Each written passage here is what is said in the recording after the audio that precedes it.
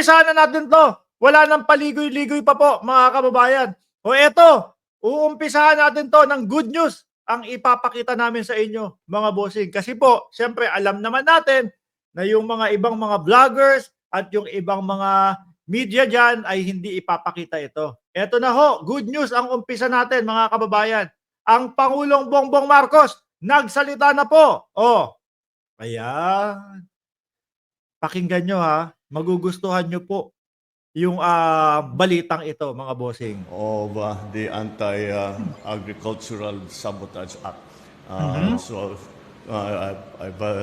I've spoken to our Bureau of Customs. I've spoken to Sabi ni Napoleon, Nilo, masamang gabi sa mga trolls. Sana ay magutom ang inyong angkan hanggang sa ika-6 na sali ng lahi. Aba, dami niyan ha. Tuloy ko lang to ha. Department of Agriculture. We have to keep going. Kailangan patibayin pa natin ito. Ang naging susi rito ay ang coordination between the different agencies. Etong sinasabi o pinag-uusapan po o yung tinatalakay po ng ating Pangulo, mga kababayan, ayan o, medyo maliit lang no? Higit 178 million na halaga ng nakumpiskang frozen mackerels po, mga kababayan, no? Mula sa China, ang hirap ano yan? Ininspeksyon ni President Marcos. At mga kababayan, ang tanong, itatapon ba ito o kung saan gagawin?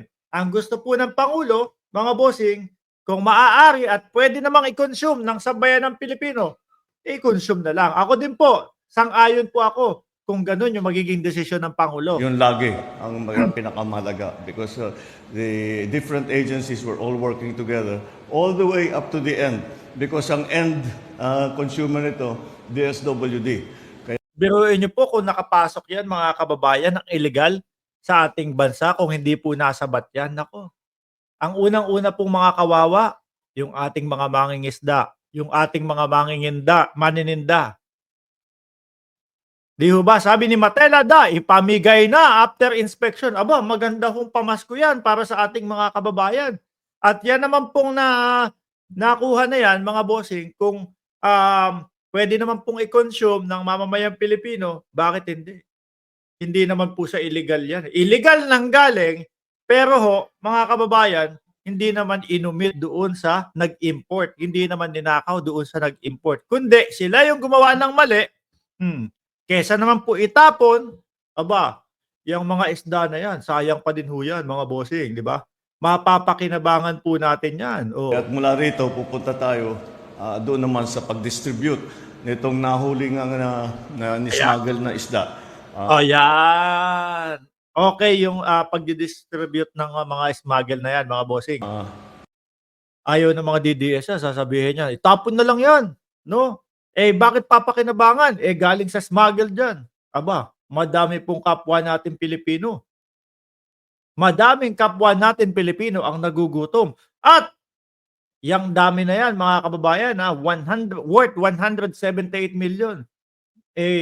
Kung para sa iba ho, mga bossing, hindi okay yan. Para po sa nakakarami, nako, magandang pang Noche Buena yan kahit isda. At para ipamigay na lang natin. Dahil sa ganito karami, kung bibigyan natin ang bawat, halimbawa, pamilya, bawat tao, bigyan natin ng tigi 1 kilo, makakapagbigay tayo ng 1 kilo sa 580,000 na tao. Biruin nyo yun. Halos lagpas po, no? Kalahating bilyon. Tama ba ako? Kalahating milyon. Ulit. 580,000 na katao. Lagpas kalahating milyon ang mabibigyan po, mga bossing. Halimbawa, pamilya. Bawat tao, bigyan natin ng tigi 1 kilo. Makakapagbigay tayo ng 1 kilo sa 580,000 na tao.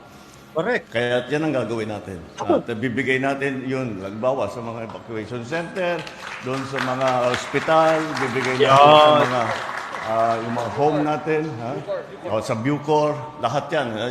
Tama, sa mga Bucor para meron tayo, para naman hindi Bureau of Correction. Oo, no?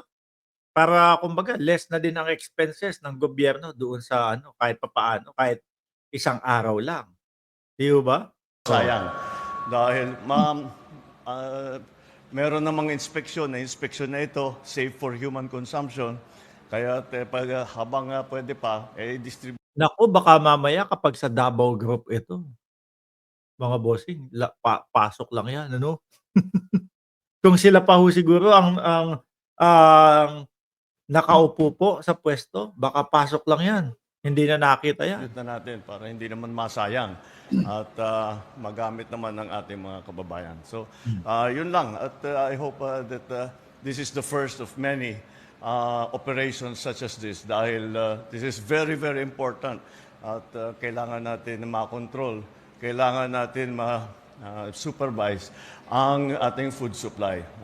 Tapos sasabihin po ng mga DDS, ang pinanggagalingan po o ang promotor ng pag-smuggling, mga bossing, ang mag-asawang Marcos, ang presidente at ang first lady. Samantalang ito po, ang dami pong nakukulimbat, mga kababayan. Ang dami pong nahuhuli. Tama ba yung word kong nakukulimbat? Di ba, kumbaga pa huli o pagnanakaw yun? Sorry, correct nyo na lang po ako dahil yung ibang Tagalog ko mahina, no? Oh. Biruin niyo ho yan, mga kababayan. Ang gobyerno natin talagang nagtatrabaho. At hindi po ho nila pwedeng sabihin, basta-basta na lang, mga kababayan, yung BBM mo naman na yan Yan lang ang mga hinuhuli. Puro mga small time lang ang mga hinuhuli ni Bongbong Marcos, ng presidente ninyo. Ganyan sasabihin ng mga DDS. Aba, wait lang. Sandali lang. Baka nagkakamali ho sila, mga bossing. At isa na nga dyan sa hinahabol, si Roque. Tingnan natin mamaya. No? Kasi meron pong balita ang Quadcom tungkol po kay Roque, mga kababayan. Dito muna tayo sa pangalawa. Madaming magsasabi niyan, oy, Mark, yung pangulo mo naman, maliliit lang ang hinuhuli niyang mga yan. Hindi humuhuli yan ng mga big time.